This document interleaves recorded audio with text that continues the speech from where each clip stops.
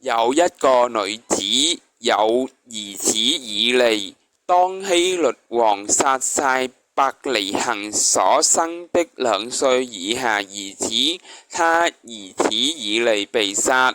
他說：猶大人的新生王失勢，為什麼我兒子要死？30年後，那女人知道是因主耶穌出世，而自己的兒子被殺死。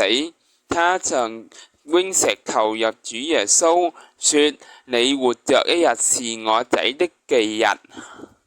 這婦人執一個兒子，起名叫約拿，並養那約拿兒子。後來他兒子約拿信主，接受主為個人救主和作王。那女人常逼迫他的兒子，打他兒子約拿，因他兒子約拿信主。一日，那婦人發高燒，他兒子約拿在他床邊伺候他整夜，不能睡覺。因着他兒子約拿的孝順和不保留的愛，那婦人接受耶穌基督做他個人救主。